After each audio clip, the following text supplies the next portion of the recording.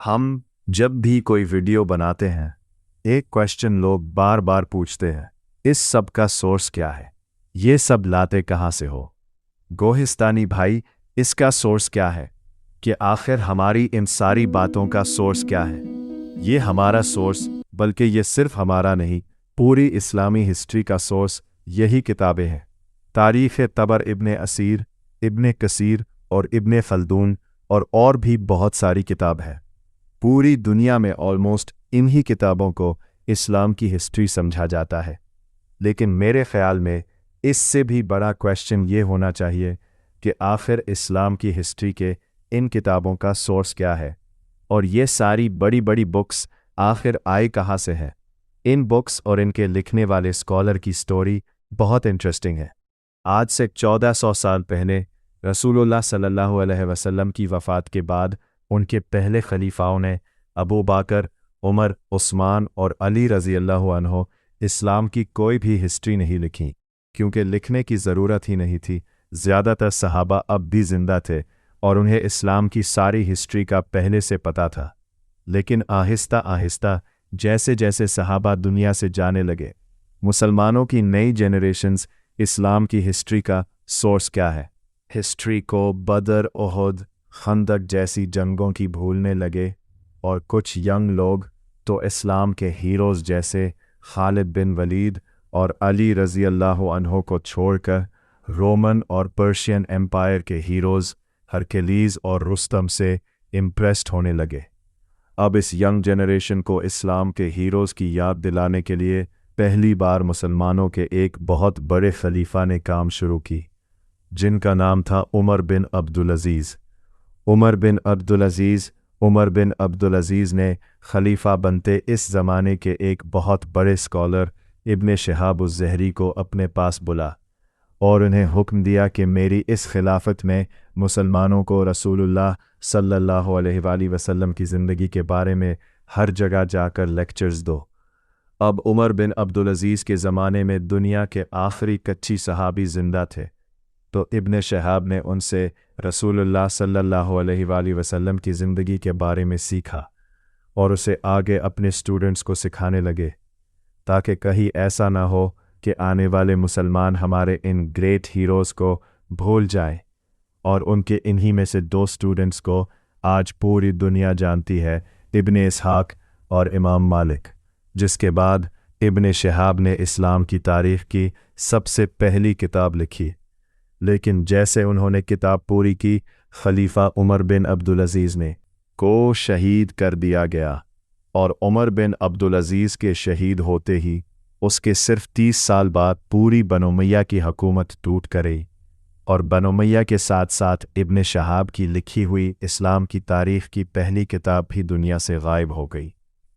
अब बनो उमैया की खिलाफत तो दुनिया से ख़त्म हो गई, लेकिन इसके बाद दुनिया में एक नई खिलाफत शुरू हुई, अब्बासी खिलाफत। अब अब्बासी खिलाफत में भी बनो उमैया की तरह बहुत सारी खराबियाँ थीं, लेकिन उनमें एक बात ऐसी थी जिसे कोई भी डिनाई नहीं कर सकता। अब्बासी इल्म नॉलेज से इतनी मोहब्बत करते थे कि इसे हासिल करने के लिए वो किसी भी हद तक जा सकते थे, यहाँ तक कि एक अब्बासी बादशाह ने सिर्फ अफलातून की एक किताब के बदले में ख़त्म कर दी थी। अब्बासी खिलाफत के बादशाह मंसूर ने बनो उमैया के कैपिटल को ख़त्म करके दुनिया में मुसलमानों का एक नया कैपिटल बनाए, बगदाद, और उसके अंदर उसने दुनिया की सबसे बड़ी लाइब्रेरी बनाई, जिसे आगे जाकर बैतुल हकमा, हाउस ऑफ विजडम का नाम ले ली। ये लाइब्रेरी बनाते ही अब्बासी बादशाह मंसूर ने इसी इब्ने शिहाब अज़ोरी के स्टूडेंट इब्ने इसहाक को अपने पास बुलाया और उसे हुक्म दिया कि जा और इस्लाम की हिस्ट्री पर दोबारा एक किताब लिखो, लेकिन कोई ऐसी वैसी किताब नहीं, आदम अलैहिस्सलाम से लेकर मुझ तक इसमें पूरी दुनिया की हिस्ट्री होनी चाहिए। इब्ने इसहाक ने बिल्कुल ऐसा ही की और मंसूर के ऑर्डर्स पर मुसलमानों की पहले कंप्लीट तारीख़ लिख दी। ये हदीस की किताब नहीं, बल्कि एक हिस्ट्री की किताब थी। लेकिन आज इब्ने इसहाक की ये इम्पोर्टेंट बुक भी दुनिया से गायब हो चुकी है। लेकिन अब क्वेश्चन ये है कि आखिर क्यों ये सारी किताबें दुनिया से गायब हो रही थीं? क्योंकि अब तक मुसलमानों को पेपर की टेक्नोलॉजी का पता नहीं था, और ये सारी किताबें पुराने ज़माने के एक बहुत ही महंगे मटीरियल पापायरस पर लिखी जाती थी, जिसे मुसलमान इन छोटे छोटे पत्तों को मिलाकर बनाते थे, जो पेपर के मुकाबले में एक बहुत ही मुश्किल काम था। पेपर की टेक्नोलॉजी इस ज़माने में दुनिया के सिर्फ एक ही मुल्क में थी, मुसलमानों की खिलाफत से बहुत दूर, चाइना। और पेपर की इस टेक्नोलॉजी को चाइना के बादशाहों ने पूरी दुनिया से छुपा कर रखा था।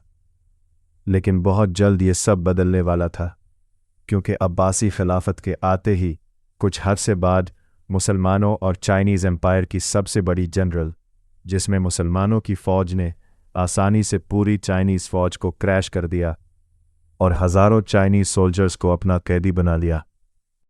है इन ही चाइनीज़ कैदियों में कुछ लोग ऐसे थे जिन्हें पेपर बनाने की टेक्नोलॉजी का अच्छी तरह पता था, और यहाँ से मुसलमान पहली बार इन चाइनीज़ कैदियों से पेपर बनाने की टेक्नोलॉजी सीखने लगे।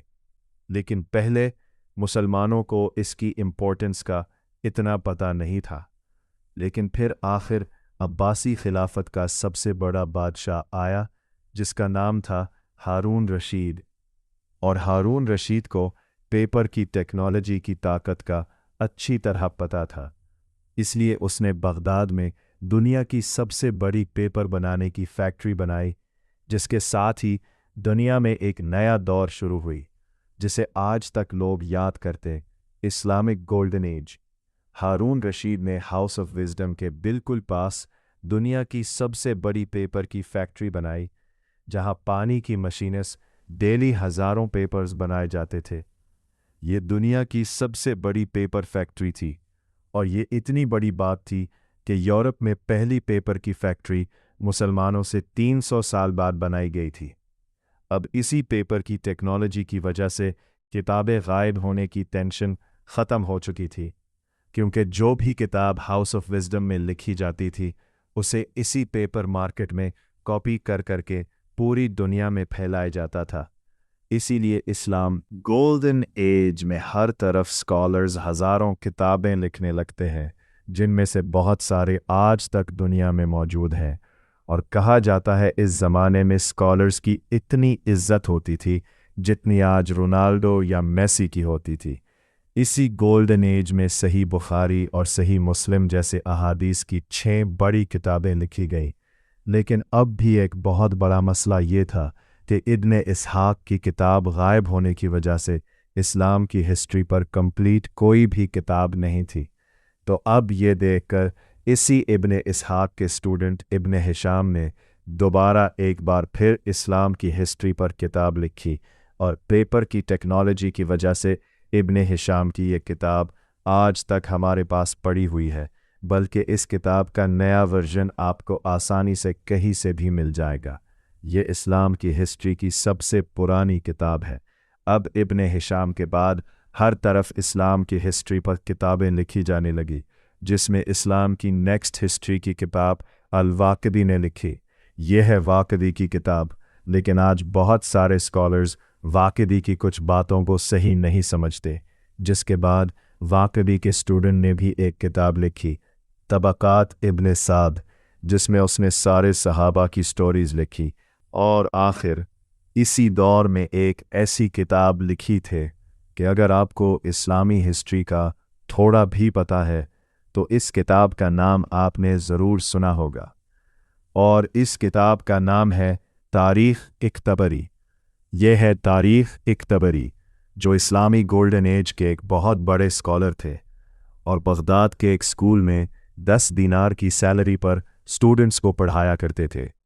लेकिन आहिस्ता आहिस्ता जब लोगों को इमाम तबरी की इंटेलिजेंस का पता चला, कहा जाता है एक बार उनके स्कूल में खुश होकर उनके सामने गोल्ड दीनार का एक ख़जाना रखा, लेकिन इमाम तबरी ने इससे सिर्फ अपने 10 दीनार उठा और कहा यही मेरी तनख्वाह है, इससे ज़्यादा मैं एक पैसा भी नहीं लूँगा। तबरी ने अपनी इस किताब में आदम अलैहिस्सलाम से लेकर अब्बासी खिलाफत के सारे हालात लिखे हैं। उनके अलावा और भी बहुत सारे स्कॉलर्स थे, लेकिन यहाँ हम सिर्फ उन्हें डिस्कस कर रहे हैं जिन्होंने इस्लाम की मुसलमानों के फ़लस्तीन पर हमला कर ली और जेरूसलम पर कब्ज़ा कर ली। लेकिन फ़लस्तीन खो देने के बाद भी बिल्कुल आज की तरह मुसलमान लीडर्स को कोई परवाह नहीं था। फ़लस्तीन दोबारा फतह करने का ख्वाब मुसलमान बादशाहों से ज़्यादा इस ज़माने के स्कॉलर्स के दिलों में था, जिसमें सबसे बड़े स्कॉलर का नाम था इमाम इब्ने इसाकर, जो इतने बड़े स्कॉलर थे कि उनकी सिर्फ एक किताब के 70 वॉल्यूम्स हैं। इमाम इब्ने इसाकर दमश्क के स्टूडेंट्स को इस्लाम की हिस्ट्री सिखाया करते थे और उन्हें बताते रहते थे कि एक दिन मुसलमान फ़लस्तीन दोबारा ज़रूर फतह करेंगे। इमाम इब्ने इसाकर के इन्हीं स्टूडेंट्स में से एक ने आगे जाकर फ़लस्तीन फतह भी किया, जिसका नाम था सलाहुद्दीन अय्यूबी, जो 2 लाख की फ़ौज लेकर फ़लस्तीन को दोबारा फतह करने के लिए रवाना हुई। बायरॉय जब सलाहुद्दीन फ़लस्तीन की तरफ जा रहे थे, मानने लगे, लेकिन जैसे ही इस किताब की खबर इस वक्त की सबसे बड़े सुन्नी आलम इमाम इब्ने जौज़ी तक पहुंची, वो इस बात से डरने लगे कि कहीं ऐसा न हो कि आगे जाकर मुसलमान यजीद को इस्लाम का हीरो मानने लगे। जिसके बाद इमाम इब्ने जौज़ी ने अपनी एक बहुत बड़ी किताब लिखी और यजीद को हमेशा के लिए एक्सपोज कर दी। अब जब यहाँ ये सब हो रहा था, वहाँ सलाहुद्दीन अय्यूबी ने आखिर पूरे फ़लस्तीन को फतह कर ली और मस्जिद अक्सा पर इस्लाम का झंडा लेना ले, जिसकी वजह से आज तक सलाहुद्दीन को पूरी दुनिया याद कर दी। अब सलाहुद्दीन की इस फ़ौज में भी एक बहुत बड़े स्कॉलर थे, इमाम इब्ने असीर, जिन्होंने लड़ने के साथ साथ इस्लाम की हिस्ट्री पर एक बहुत बड़ी किताब लिखी, और ये है उनकी किताब, जिसमें उन्होंने सलाहुद्दीन की जंगों के साथ साथ इंडिया पर हमला करने वाले पहले मुसलमान बादशाह की कहानी भी लिखी। सुल्तान शहाबुद्दीन हुरी, मतलब इब्ने असीर के दौर में मुसलमान फ़लस्तीन इंडिया हर तरफ बढ़ने लगा और एक एक करके हर मुसलमान सिटी को जलाने लगे, और ये इलाके फ़तह करते करते आखिर चंगेज़ खान का पोता हिलाको खान इस्लामी गोल्डन एज के सेंटर बगदाद तक पहुंच गई। कहा जाता है उस वक्त इस्लामी गोल्डन एज इतनी ख़राब हो चुकी कि लोग साइंस और नॉलेज को छोड़ते एक दूसरे के साथ अजीब अजीब बातों पर बहस करते थे। मतलब जब हिलाको खान तेज़ी से बगदाद की तरफ बढ़ रहा था, बगदाद के अंदर मुसलमानों की ये बहस चल रही थी कि एक सुई की नोक पर कितने फरिश्ते बैठ सकते हैं। हज़रत ईसा अलैहिस्सलाम कैसी रोटी खाया करते थे, और ऑफ कोर्स शिया सुन्नी की आपस की बहस। और जब मुसलमान आपस में इन बहसों में बिजी थे, हिलाको खान की फ़ौज बगदाद में दाखिल हुई और शिया सुन्नी को देखे बगैर सबको मुसलमान समझकर साइंटिस्ट ने इस्लाम की हिस्ट्री पर किताब लिखी, जिन्हें कुछ लोग मुसलमानों का आखिरी बड़ा साइंटिस्ट मानते हैं, जिनका नाम था अल्लामा इब्ने खल्दून, और ये है उनकी किताब। इस किताब की पहली जल्द को आज तक हार्वर्ड और ऑक्सफोर्ड जैसी यूनिवर्सिटीज़ में पढ़ाया जाता है, बल्कि इब्ने खल्दून के नाम आज भी तुर्की में एक बहुत बड़ी यूनिवर्सिटी बनी है। आज कुछ स्कॉलर्स इब्ने खल्दून को मुसलमानों का आखिरी बड़ा स्कॉलर मानते हैं, क्योंकि मंगोलों की तबाही के बाद अब दुनिया में सबसे ज़्यादा पेपर मुसलमान में बल्कि एक यूरोप के क्रिश्चियंस बना रहे थे। और जिस साल इब्ने खल्दून फौत हुए, उसी साल यूरोप में एक आदमी पैदा हुए, गुटेनबर्ग, जिसने एक ऐसी मशीन ईजाद की कि दुनिया को हिला कर रख दी, प्रिंटिंग प्रेस, जिससे यूरोप में आहिस्ता आहिस्ता मिलियंस किताबें लिखे जाने लगी। और ये प्रिंटिंग प्रेस इतना ज़बरदस्त मशीन था कि पहले जो आदमी दिन में 40 पेजेस लिखा करता था, अब इस प्रिंटिंग प्रेस की वजह से वो हर दिन 4000 पेजेस, जिसे आज तक इनका सबसे बड़ा ब्लंडर माना जाता है। उस्मानिया सल्तनत के बादशाह और स्कॉलर्स ने मिलकर एक बहुत ही अजीब ऐलान की कि ये मशीन प्रिंटिंग प्रेस मुसलमानों के लिए हराम है, और वो इसलिए क्योंकि कुछ स्कॉलर्स ने कहा कि इल्म सिर्फ कलम से लिया जा सकता है, मशीनों से नहीं। कुछ ने कहा कि ये तो एक क्रिश्चियन इन्वेंशन है, इसी को हराम होना चाहिए, और कुछ स्कॉलर्स इस बात से डर रहे थे कि अगर हर मुसलमान के हाथ में किताब आ गई तो फिर हमारा क्या होगा।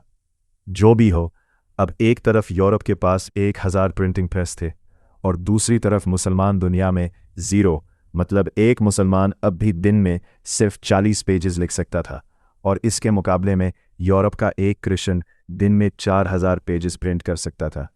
तो ऑफ कोर्स यहाँ से मुसलमानों का डिक्लाइन शुरू हुआ, और उस्मानिया सल्तनत को रियलाइज़ हुआ कि उन्होंने कितनी बड़ी गलती की है, और 300 साल बाद मुसलमानों ने अपना पहला प्रिंटिंग प्रेस बनाया, लेकिन अब बहुत देर हो चुकी थी और आज तक मुसलमान दोबारा यूरोप के सामने अपना सर नहीं उठा सकते। मिलते हैं अगली वीडियो में। कल तक के लिए अल्लाह हाफिज़।